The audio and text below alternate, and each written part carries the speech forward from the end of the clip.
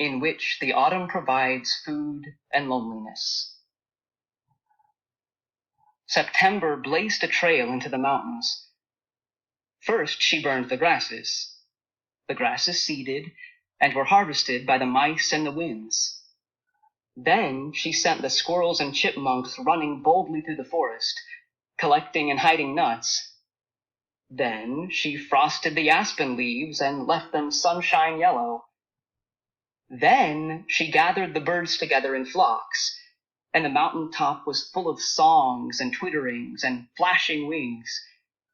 The birds were ready to move to the south. And I, Sam Gribley, felt just wonderful. Just wonderful. I pushed the raft down the stream and gathered arrowleaf bulbs, cattail tubers, bulrush roots, and the nut-like tubers of the sedges. And then the crop of crickets appeared, and Frightful hopped all over the meadow, snagging them in her great talons and eating them. I tried them, because I had heard they are good. I think it was another species of cricket that was meant. I think the field cricket would taste excellent if you were starving. I was not starving, so I preferred to listen to them. I abandoned the crickets and went back to the goodness of the earth. I smoked fish and rabbit, dug wild onions by the pouchful, and raced September for her crop. October 15. Today, the barren weasel looked moldy. I couldn't get near enough to see what was the matter with him, but it occurs to me that he might be changing his summer fur for his white winter mantle. If he is, it is an itchy process. He scratches a lot. Seeing the Baron changing his mantle for winter awoke the first fears in me. I wrote that note on a little birch bark, curled up on my bed, and shivered. The snow and the cold and the long, lifeless months are ahead, I thought. The wind was blowing hard and cool across the mountain. I lit my candle, took out the rabbit and squirrel hides I had been saving, and began rubbing and kneading them to softness. The Baron was getting a new suit for winter. I must have one too. Some fur underwear, some mittens, fur-lined socks. Frightful, who was sitting on the footpost of the bed, yawned, fluffed, and thrust her head into the slate-gray feathers of her back. She slept. I worked for several hours. I must say here that I was beginning to wonder if I should not go home for the winter and come back again in the spring. Everything in the forest was getting prepared for the harsh months. Jesse Coon James was as fat as a barrel. He came down the tree slowly, his fat falling in a roll over his shoulders. The squirrels were working and storing food. They were building leaf nests. The skunks had burrows and plugged themselves in at dawn with bunches of leaves. No drafts could reach them. As I thought of the skunks and all the animals preparing themselves against the winter, I realized suddenly that my tree would be as cold as the air if I did not somehow find a way to heat it. Notes. Today, I rafted out into the deep pools of the creek to fish. It was a lazy sort of autumn day. The sky clear, the leaves beginning to brighten, the air warm. I stretched out on my back because the fish weren't biting, and hummed. My line jerked, and I sat up to pull, but was too late. However, I was not too late to notice that I had drifted into the bank, the very bank where Bando had dug the clay for the jam pots. At that moment, I knew what I was going to do. I was going to build a fireplace of clay, even fashion a little chimney of clay. It would be small, but enough to warm the tree during the long winter. Next day, I dragged the clay up the mountain to my tree in my second-best pair of city pants. I tied the bottoms of the legs, stuffed them full, and as I looked down on my strange cargo, I thought of scarecrows and Halloween. I thought of the gang dumping ash cans on 3rd Avenue and soaping up the windows. Suddenly, I was terribly lonely. The air smelled of leaves, and the cool wind from the stream hugged me. The warblers in the trees above me seemed gay and glad about their trip south. I stopped halfway up the mountain and dropped my head. I was lonely and on the verge of tears. Suddenly there was a flash, a pricking sensation on my leg, and I looked down in time to see the Baron leap from my pants to the cover of fern. He scared the loneliness right out of me. I ran after him and chased him up the mountain, losing him from time to time in the ferns and crowfeet. We stormed into camp, an awful sight.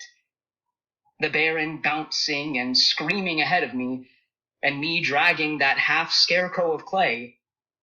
Frightful took one look and flew to the end of her leash. She doesn't like the Baron, and watches him, well, like a hawk. I don't like to leave her alone. End notes. Must make fireplace. It took 3 days to get the fireplace worked out so that it didn't smoke me out of the tree like a bee. It was an enormous problem. In the first place, the chimney sagged because the clay was too heavy to hold itself up. So I had to get some dry grasses to work into it so it could hold its own weight. I whittled out one of the old knotholes to let the smoke out, and built the chimney down from this. Of course, when the clay dried, it pulled away from the tree, and all the smoke poured back in on me. So I tried sealing the leak with pine pitch, and that worked all right. But then the funnel over the firebed cracked, and I had to put wooden props under that. The wooden props burned, and I could see that this wasn't going to work either. So I went down the mountain to the side of the old Gridley farmhouse and looked around for some iron spikes or some sort of metal. I took the wooden shovel that I had carved from the board and dug around what I thought must have been the back door or possibly the woodhouse. I found a hinge, old handmade nails that would come in handy, and finally, treasure of treasures, the axle of an old wagon. It was much too big. I had no hacksaw to cut it into smaller pieces, and I was not strong enough to heat it and hammer it apart. Besides, I didn't have anything but a small wooden mallet I had made. I carried my trophies home and sat down before my tree to fix dinner and feed Frightful. The evening was cooling down for a frost. I looked at Frightful's warm feathers. I didn't even have a deer hide for a blanket. I had used the 2 I had for a door and a pair of pants. I wished that I might grow feathers. I tossed Frightful off my fist, and she flashed through the trees and out over the meadow. She went with a determination strange to her. "She is going to leave," I cried. "I have never seen her fly so wildly." I pushed the smoke fish aside and ran to the meadow. I whistled and whistled and whistled until my mouth was dry and no more whistle came. I ran on to the big boulder. I could not see her. Wildly, I waved the lure. I licked my lips and whistled again. The sun was a cold, steely color as it dipped below the mountain. The air was now brisk, and Frightful was gone. I was sure that she had suddenly taken off on the migration. My heart was sore and pounding. I had enough food, I was sure. Frightful was not absolutely necessary for my survival, but I was now so fond of her. She was more than a bird. I knew I must have her back to talk to and play with if I was going to make it through the winter. I whistled. Then I heard a cry in the grasses up near the white birches. In the gathering darkness, I saw movement. I think I flew to the spot. And there she was, She had caught herself a bird. I rolled into the grass beside her and clutched her jesses. She didn't intend to leave, but I was going to make sure that she didn't. I grabbed so swiftly that my hand hit a rock and I bruised my knuckles. The rock was flat and narrow and long. It was the answer to my fireplace. I picked up Frightful in one hand and the stone in the other, and I laughed at the cold, steely sun as it slipped out of sight, because I knew I was going to be warm. This flat stone was what I needed to hold up the funnel and finish my fireplace. And that's what I did with it. I broke it into 2 pieces, set one on each side under the funnel, lit the fire, closed the flap of the door, and listened to the wind to bring the first frost to the mountain. I was warm. Then I noticed something dreadful. Frightful was sitting on the bedpost, her head under her wings. She was toppling. She jerked her head out of her feathers. Her eyes looked glassy. "She is sick," I said. I picked her up and stroked her, and we both might have died there if I had not opened the tent flap to get her some water. The cold night air revived her. "Air," I said. "The fireplace used up all the oxygen. I've got to ventilate this place." We sat out in the cold for a long time, because I was more than a little afraid of what our end might have been. I put out the fire, took the door down, and wrapped up in it. Frightful and I slept with the good frost nipping our faces. Notes. I cut out several more knotholes to let air in and out of the tree room. I tried it today. I have Frightful on my fist watching her.